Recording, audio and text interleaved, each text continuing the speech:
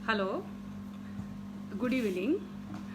Doctor मंजरी मेहता बात कर रही हूँ। मैं गायनेकोलॉजिस्ट और ऑब्स्टेट्रिशियन हूँ वाशी फोर्टिस हॉस्पिटल में। और अगस्त का जो फर्स्ट वीक होता है, 1 अगस्त टू 7 अगस्त, ये इंटरनेशनल ब्रेस्ट फीडिंग वीक के तौर पर हम उसको माना जाता है। तो उसको ध्यान में रखते हुए मैंने सोचा कि हम आज पोस्टपार्टम हेल्थ और फिटनेस और ब्रेस्ट फीडिंग रिलेटेड जो भी इश्यूज है उनके बारे में थोड़ी सी बात कर सकेंगे, ताकि काफ़ी लेडीज़ की जो रिलेटेड क्वेरीज हैं उनके रिप्लाईज उनको ऑटोमेटिकली मिल जाएंगे। अभी आप सबको ये समझना है कि postpartum period is nothing but delivery के इमीडिएटली बाद का जो 1.5 से 2 महीने तक का काल होता है उसको हम पोस्टपार्टम पीरियड बोलते हैं। और ये पीरियड में आपको एक बात सबसे ज़्यादा ये ध्यान में रखनी है कि इस पीरियड के दौरान आपके बॉडी में और माइंड में बहुत अलग अलग तरीके के चेंजेस आते हैं। तो सबसे पहले मैं कहूँगी कि आपको ये चीज़ एक्सेप्ट करना बहुत बहुत ज़रूरी है। अगर आप इस चीज़ के बारे में जानते हो तो उसको एक्सेप्ट करना आपको ईजी होता है। सबसे पहले बात आती है कि आपके बॉडी में क्या चेंजेस होते हैं या फिजिकल चेंजेस क्या होते हैं।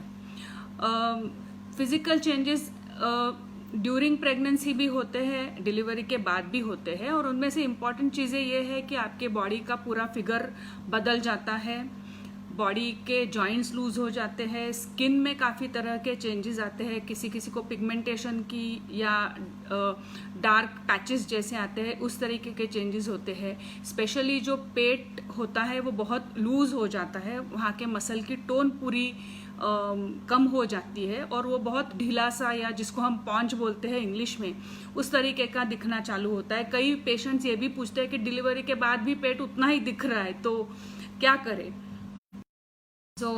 ये सब बहुत ही नेचुरल चीज़ें होती हैं, क्योंकि 9 महीने तक बेबी अंदर रहने के कारण जो आपकी पेट की त्वचा खींची जाती है उसको नॉर्मल लाने में डेफिनेटली टाइम तो लगता ही है। दूसरी चीज़ें ये होती है कि आपकी डिलीवरी सिजेरियन से हुई है या नॉर्मल डिलीवरी हुई है, उसके हिसाब से भी आपको अलग प्रकार के चेंजेस आपके बॉडी में दिखाई देंगे। जिनको नॉर्मल डिलीवरी होती है और नीचे के पार्ट में स्टिचेस होते हैं वो काफ़ी पेनफुल होते हैं, यूरिन या मोशन पास करने में भी प्रॉब्लम हो सकती है। तो ये सारी जो चेंजेस आपके बॉडी में आती है वो थ्रू आउट द प्रेगनेंसी भी आती है और डिलीवरी के बाद भी ये चालू ही रहती है। अभी स्पेशली ब्रेस्ट फीडिंग के हिसाब से अगर देखा जाएगा तो जो भी प्रेग्नेंट लेडीज है उन्होंने देखा होगा कि थ्रू आउट प्रेगनेंसी आपकी ब्रेस्ट की धीरे धीरे ग्रोथ होती है। ये एक नेचुरल प्रोसेस है जिससे आपकी ब्रेस्ट रेडी हो जाती है बेबी को ब्रेस्ट फीड करने के लिए जब भी डिलीवरी हो जाए। तो थ्रू आउट प्रेगनेंसी आपको ब्रेस्ट में हैवीनेस लगेगा, ब्रेस्ट की साइज एक्चुअली ग्रो हो रही है वो आपको लगेगा। कभी कभी towards the end of pregnancy आपको ये भी लगेगा कि ब्रेस्ट में से थोड़ा सा डिस्चार्ज हो रहा है या लिक्विड जैसा कुछ निकल रहा है। तो ये सारी चीज़ें बिल्कुल नॉर्मल है, क्योंकि ये आपके बॉडी का एक तरीका है कि आपको ब्रेस्ट फीडिंग प्रोसेस के लिए वो तैयार करे।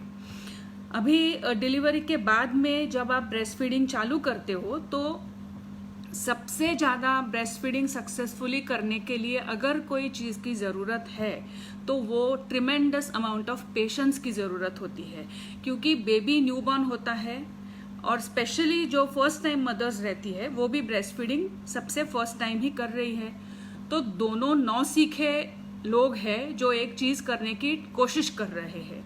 तो आप इमेजिन करो कि न्यूबॉर्न बेबी जिसको कोई समझ नहीं है और फर्स्ट टाइम मदर जिसने कभी लाइफ में ब्रेस्ट फीडिंग की नहीं है, ऐसे दो लोग साथ में आकर एक काम करने जा रहे हैं। तो ऑब्वियसली ये चीज़ डिफ़िकल्ट होती है शुरू में, जब तक आप उसको जैसे इंग्लिश में हम कहेंगे कि उसकी नैक आपको जब तक आ जाए तब तक आपको थोड़ा सा पेशेंस रखना बहुत बहुत ज़रूरी है। लेकिन एक बार आपने ये चीज़ को मास्टर कर लिया, ठीक से सीख लिया, तो आपके लिए भी और आपके बेबी के लिए भी इससे अच्छी दूसरी कोई चीज़ नहीं होती है।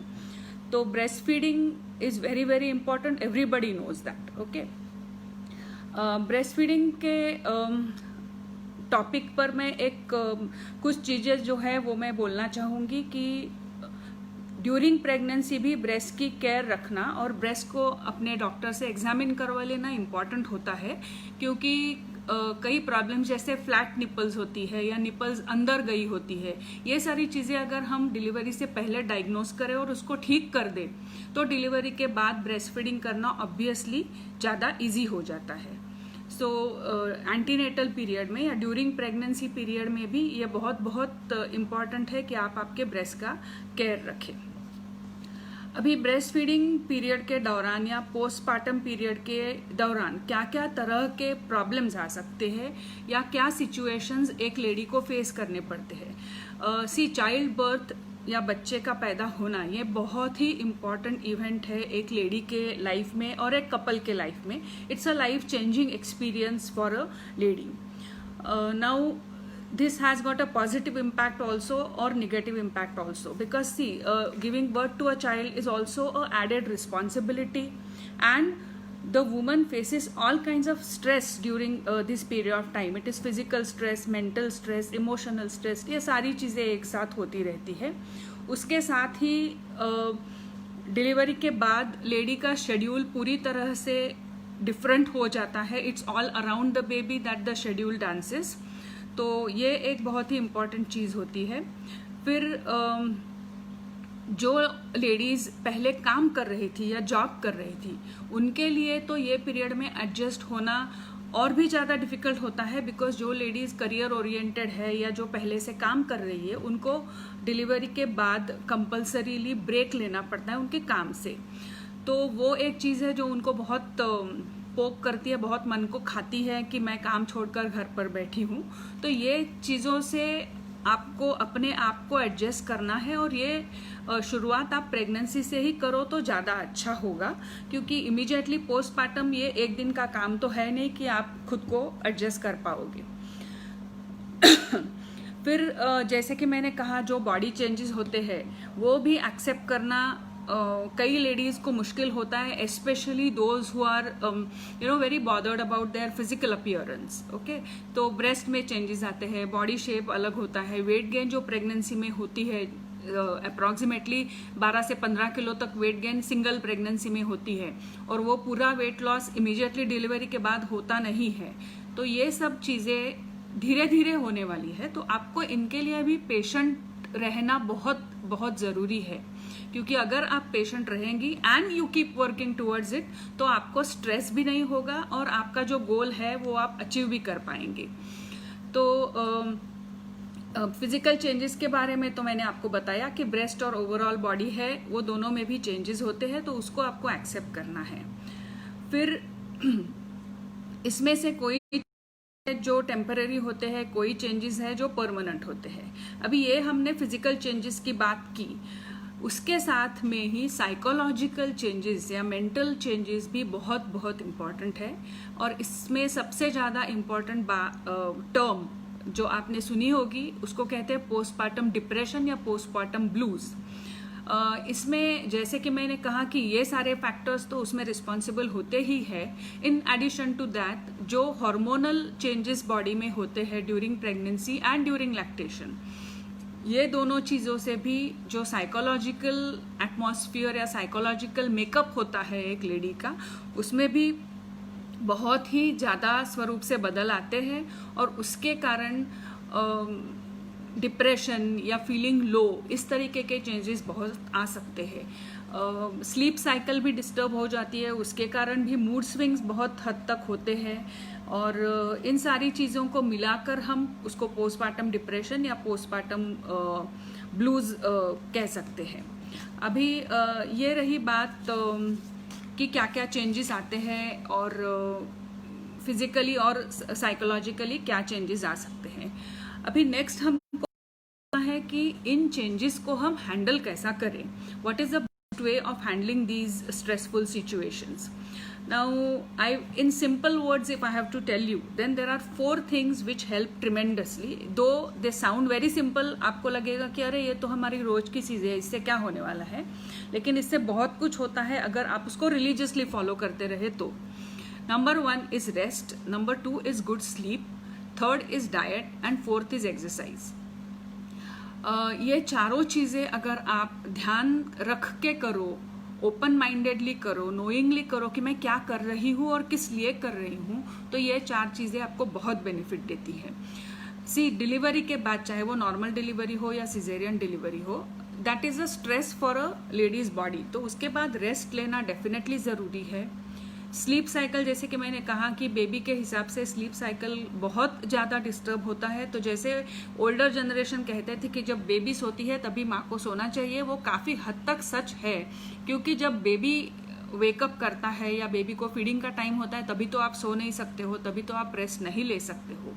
तो the only time you can afford to sleep is when the baby sleeps. So to a great extent, what the older generation used to say is very, very true.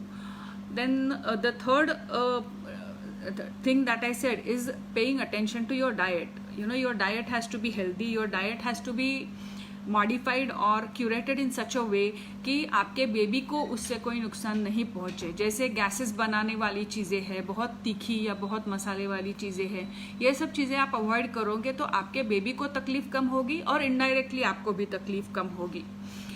Now last thing that I said for coping this postpartum period is exercise. अभी mostly ऐसा impression रहता है कि exercise का उपयोग या exercise का benefit केवल फिजिकली बॉडी को bring back to its original shape के लिए होगा, लेकिन अनफॉर्चुनेटली ऐसा नहीं है। एक्सरसाइज का यूज या एक्सरसाइज का बेनिफिट आपको physical as well as psychological wellbeing दोनों के लिए है। Now the next question is what exercises and when to start. ये दोनों चीज़ें बहुत इम्पॉर्टेंट है। नॉर्मली लाइट एक्सरसाइज आप 10 से 15 दिन के बाद, जैसे थोड़ा सा वॉकिंग है, ब्रिस्क वॉकिंग है, वो आप 10 से 15 दिन के बाद आपके डॉक्टर के एडवाइस के बाद ही चालू कर सकते हो। पोस्टपार्टम पीरियड एज सच जो होता है वो 1.5 से 2 महीने के बाद ओवर होता है। जैसे 40 डेज मोस्ट कम्युनिटीज फॉलो कि वो पोस्टपार्टम पीरियड होता है। तो जो भी टोनिंग एक्सरसाइज है, कोर स्ट्रेंथनिंग एक्सरसाइजेज है या any kind of heavy workout that you want to start has to be done after 1.5 to 2 months are over. Now this will help you in toning your abdominal muscles, toning your pelvic muscles, toning your core and back muscles, and that will help not only in reducing your weight but to get your posture and tone of the muscle back. Weight loss तो होता ही है, but sometimes you realise कि weight loss होने के बाद भी आपका जो लूज टमी है वो नहीं जा रहा है, तो उसका कारण होता है कि वहाँ के मसल का टोन गया होता है, और टोन जाने के कारण जो लैक्सिटी या ढीलापन आता है वो चला जाता है।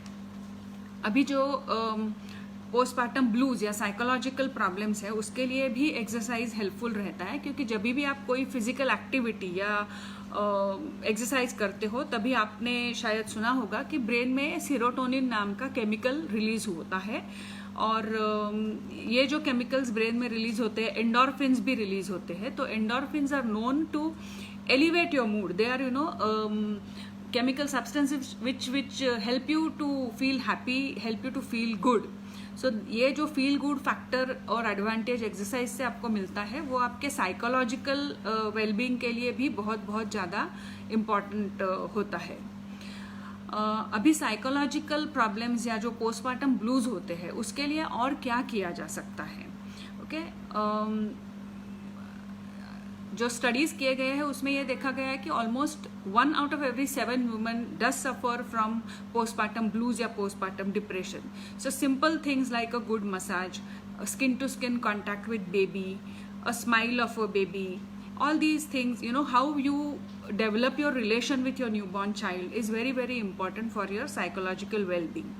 Apart from that, either medicines or tablets which contain omega-3 fatty acids are very, very helpful, and getting out in sunshine is also extremely helpful, because our body has a what we call as diurnal clock. I mean, it does behave itself depending upon the sun's cycle or a day and night cycle. So you would realize that when it is gloomy outside, you also do feel gloomy within yourself. You don't feel energetic, you don't feel like doing anything. So it applies even during the postpartum period, and that's why getting out getting sunlight, exposure to sunlight is equally important. I think if you do outdoor exercises like brisk walking, it takes care of both these parts, that you're getting exercise as well as you're getting out and getting fresh air. So that will help you to tackle both these problems. Apart from that, very important part is a support network, in the sense you need to have supporting people in your home, either from the family, and if family members are not available, then maids or helpers in any form that you can get hold of.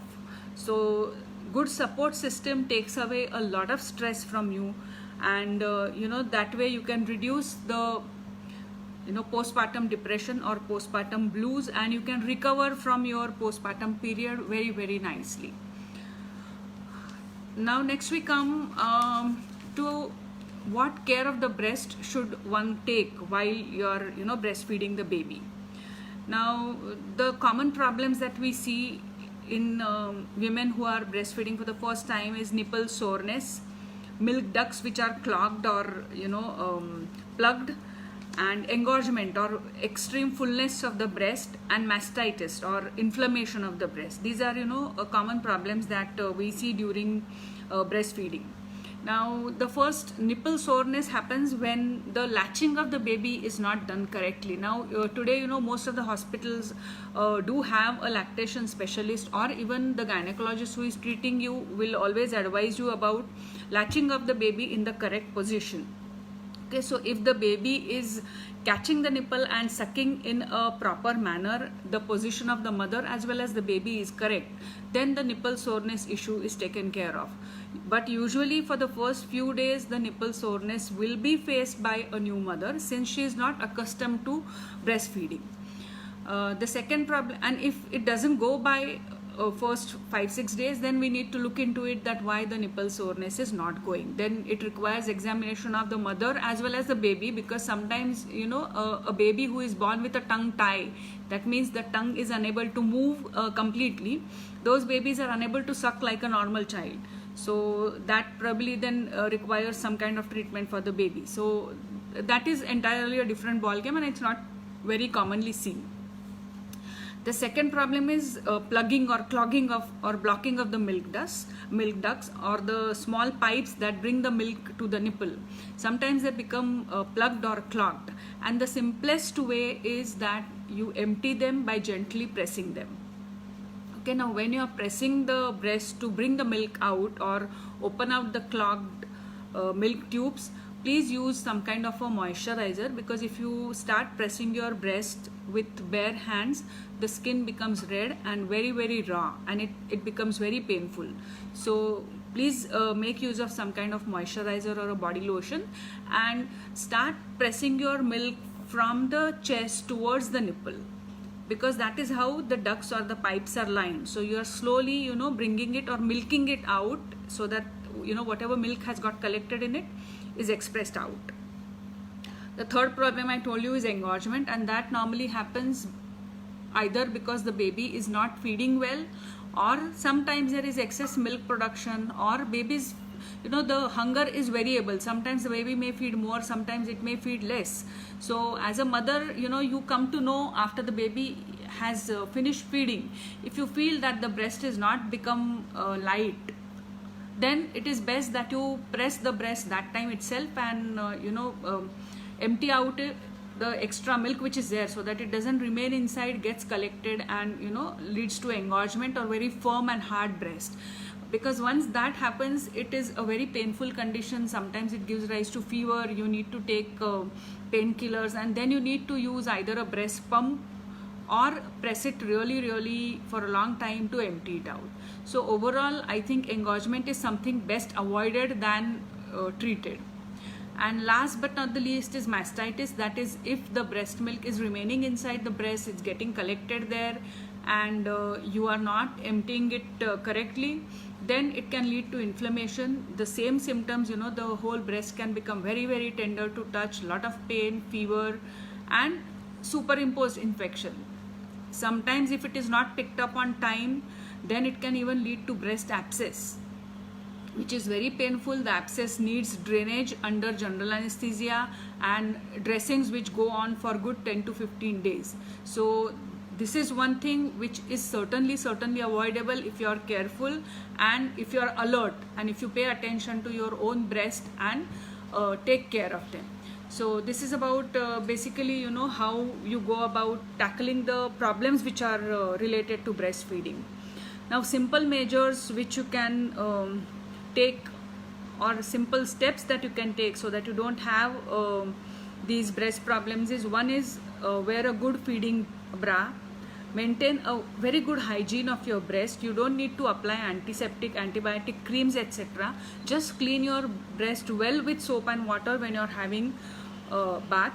There is no need to clean breast before breastfeeding. It is absolutely not necessary. Rather, you are harming the baby more by cleaning the breast every time before you feed with some antiseptic solution, because those tiny bacteria which are there on your skin, when they go in baby's gut, they help the baby to develop immunity towards certain infections. So please do not clean the breast every time before you feed with some kind of antiseptic solution. It is not required at all. Feeding the baby regularly and properly is of paramount importance, because that way you develop a regular cycle and your emptying of the breast also happens properly. The simple rule that everybody knows is that every time you feed from the alternate breast. That means once from the right side, the next time the feeding is given by from the left side. Now, sometimes there are women who have two kinds of problem, either excess production of milk or less production of milk. Now, excess and less are very relative terms, so I would suggest that if you feel that you are having either of these, please consult your doctor before you jump to any conclusions. But if there is actually excess breast milk production which is, you know, staining your clothes, then you do have breast pads which are available in the market, and they basically tend to absorb the extra breast milk and avoid staining of your garments, which is quite embarrassing especially if you're outside. Low breast milk production is again something which is relative. So if it is really so, it will reflect on your baby's weight gain. So please be in touch with your pediatrician and gynecologist both. There are some drugs which are available which will help you in increasing the breast milk production, but it is not always certain, so you can always try it in conjunction with your treating doctor basically. Then the next thing is to maintain the hygiene of breast. One of the simplest thing you can do is that after you finish feeding the baby, few drops of breast milk you can just massage over the areola and the nipple part, because the breast milk itself has very good antibacterial properties. So that will take care of you know, any kind of nipple or areolar infections. The change that happens in areola is very noticeable, that it becomes larger, it becomes darker, and this is one change in pregnancy which is irreversible. That means even after your postpartum period is over, the changes in the nipple and areola will remain. So do the stretch marks which you develop on your tummy. They also do not go entirely. They do remain. They will shrink over the period of time. They will become smaller, less recognizable, but they will not entirely go. Now, before I wind up about, I think I covered most of the points that I wanted to discuss and tell you about, you know, what are the changes that happen in postpartum period and some few important tips related to breastfeeding. Now, before we wind up or go to take some questions, I will state one thing which is very important, especially today when most families are turning into nuclear families. What is the role of father in all this? Or is it only mother who has given the birth, so you know she has to look after the child entirely and it is her responsibility only? It is not so. Though father cannot breastfeed, there are a lot of other ways in which you know, fathers can be very, very helpful and supportive, I would say. Number one is creating a very good and a conducive atmosphere at home. That means don't let the lady be under any kind of pressure or any kind of stress. So maybe keeping the house tidy, maybe putting on some good music which your wife likes, anything which makes her feel comfortable. So that is one thing which is very very easy. Then support and encouragement. I mean, it is understood that if you deliver, you have to breastfeed the baby. No two opinions about it. But when your wife is, especially for the first time mothers, when your wife is struggling with breastfeeding, in spite of, change schedule, in spite of lack of sleep, she is giving it her best try to breastfeed your child, then the least the husband can do or the father can do is, utter some words of encouragement that you are doing great, you are trying your best to breastfeed the baby, and it's going to be fantastic for the baby, or any such words. They are really really encouraging, and it gives you a strength to move ahead with the same force. Then simple things like giving her water, giving her milk, bringing her some healthy snacks, giving her a little back or a shoulder massage.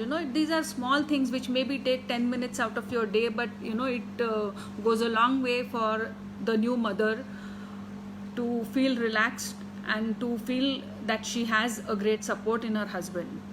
Then another thing which all fathers can do is that they don't realize that breastfeeding takes a long time, and it's quite draining physically also. So after the baby has been breastfed, the father can take hold of the baby and help in burping the baby, which is very very easy. He just has to hold the baby on the shoulder upright and keep on gently tapping on the back till the baby burps. So this is one duty which fathers should happily take over, because it's easy and doable. Then once in a while, suppose there is breast engorgement where the lady needs to express the breast milk, then for using the breast pump also the husbands can be very very helpful. They can also offer help in the household chores so that the mother gets some time to rest. And if nothing else, or if everything of this is done, then just hanging out with her, spending time with her itself, or spending time with the baby and the mother together is a big big emotional boost for the new mother. So fathers, there is a lot you can do, and apart from what I have stated, if you can come out with some ideas, more the merrier. But fathers are equally important, and believe me, in the long run it helps in bonding of the mother, child and father as a family, not only between mother and the child, but father also becomes a part of it. Now here I can see some questions coming up. इसमें से एक है how to control stretch marks during pregnancy.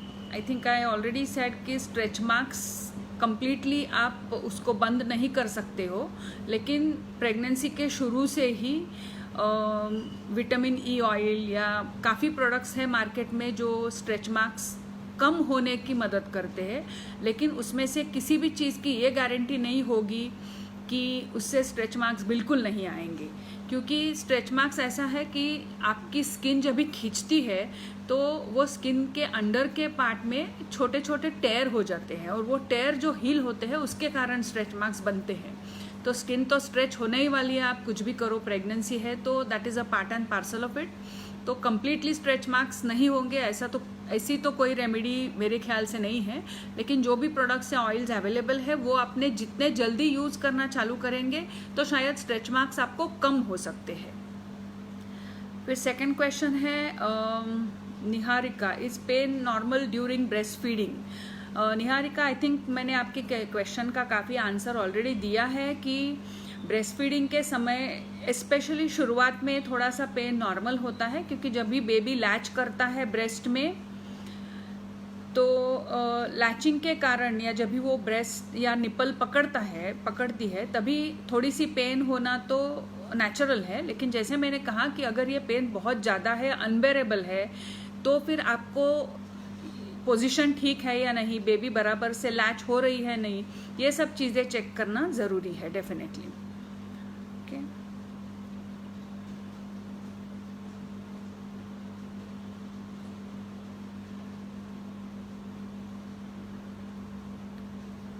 फिर किसी ने और पूछा है how to breast feed after C section.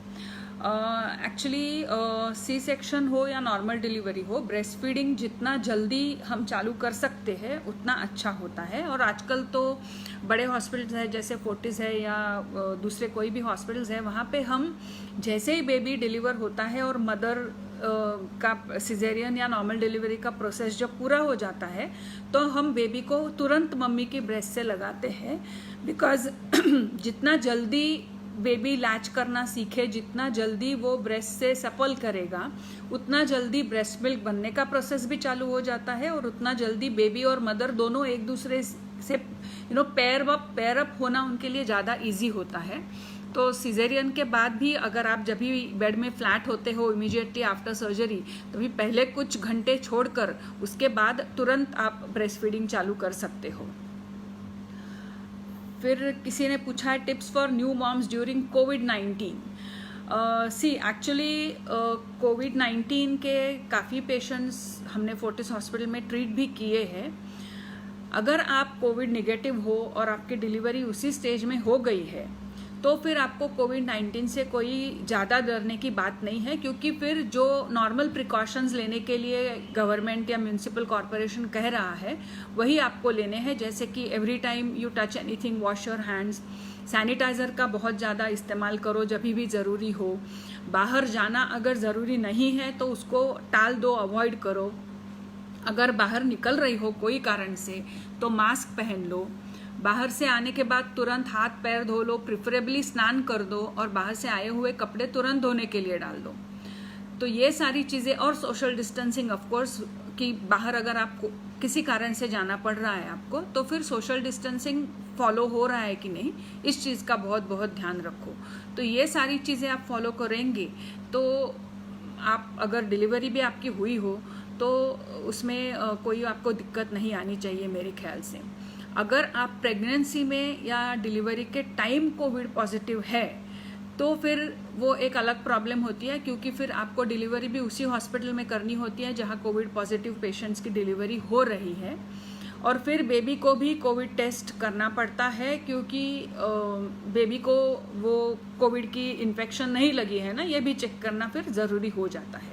लेकिन अगर आप खुद कोविड निगेटिव है तो फिर जो नॉर्मल प्रिकॉशंस हम लेते हैं वही आप लेंगे तो मेरे ख्याल से आपको कोई प्रॉब्लम नहीं आनी चाहिए।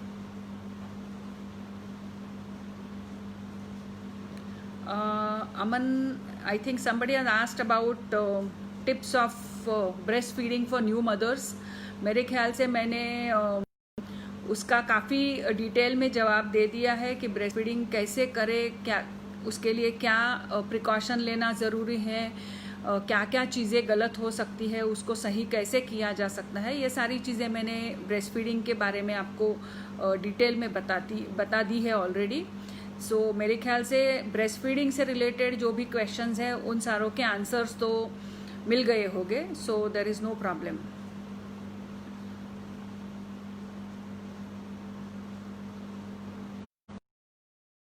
अभी किसी ने पूछा है स्ट्रेच मार्क हटाने के लिए लेज़र ट्रीटमेंट ले सकते हैं क्या, and how to lighten the blackening of the neck. जैसा कि मैंने कहा कि पिगमेंटेशन या स्किन डार्क होना ये एक प्रॉब्लम है जो प्रेगनेंसी के साथ बहुत बार देखी जाती है। तो उसका ट्रीटमेंट एज आई सेड कि उसको कोई डेफिनेटिव ट्रीटमेंट नहीं है, लेकिन आपका एक बार पोस्टमार्टम पीरियड और ब्रेस्ट फीडिंग पीरियड एक बार ख़त्म हो जाए तो उसके बाद आप जो स्किन डॉक्टर्स हैं उनके पास से अगर राय ले ले कि स्किन लाइटनिंग के लिए क्या क्या ऑप्शंस अवेलेबल है तो ज़्यादा बेटर रहेगा, क्योंकि काफ़ी ऐसी मेडिसिन होती है और काफ़ी ऐसी ट्रीटमेंट्स होती है जो आप ब्रेस्ट फीडिंग के दौरान नहीं कर सकते। सो whatever treatment you are planning to take for the dark skin will have to wait for the first 6 months at least till your baby is on exclusive breastfeed, right? Similarly stretch marks हटाने के लिए laser treatment ले सकते हैं क्या? The answer remains the same, that you give your body some time so that the stretch marks जो भी आए हैं वो जितने श्रिंक हो रहे हैं या जितने छोटे हो रहे हैं उतने नेचुरली होने दो, क्योंकि जैसा मैंने कहा कि कुछ महीनों बाद या कुछ साल बाद वो बहुत ही छोटे हो जाते हैं और हार्डली दिखने लगते हैं। वो ऑफकोर्स हर एक के स्किन टाइप के ऊपर भी डिपेंडेंट होता है कि किसी का स्किन जिसका हीलिंग अच्छी तरह से हो रहा है तो थोड़े सालों बाद आपको वो स्ट्रेच मार्क शायद बिल्कुल भी नहीं दिखेंगे। तो थोड़ा समय जाने दीजिए और उसके बाद ही आप देखिए कि अगर स्ट्रेच मार्क्स बहुत ज़्यादा दिख रहे हैं देन आप स्किन डॉक्टर के पास जाके उनकी राय लेके फिर वो हिसाब से लेज़र ट्रीटमेंट करवा सकते हैं। Somebody is asking, can my sister breastfeed my baby? Now, technically or medically speaking, there is no problem for breastfeeding another child. Only thing is you need to एक बात आपको क्लियर करनी होगी कि जो लेडी ब्रेस्टफीड करने वाली है और जो जिस बच्चे को ब्रेस्टफीड करने वाली है वो दोनों को किसी भी प्रकार की बीमारियां न हो, दैट इज नंबर 1। और सेकेंडली इसमें इमोशनल पार्ट भी बहुत ज़्यादा होता है, तो बाद में आगे जाकर उससे कोई प्रॉब्लम नहीं हो, ये चीज़ का ध्यान रखना बहुत ही इम्पॉर्टेंट है। जब तक feeding another baby is concern, ये तो हमारे यहाँ सालों से चलती आई परंपरा है और हमारे कंट्री में भी और वेस्टर्न कंट्रीज में भी जिसको वेट नर्स बोलते थे वो बहुत ही प्रचलित चीज़ है। तो उसमें कोई खराबी है ऐसे मैं तो नहीं कहूँगी, लेकिन जो एक दो चीज़ें मैंने बताई है उसका ध्यान रखना आपको बहुत ज़रूरी है।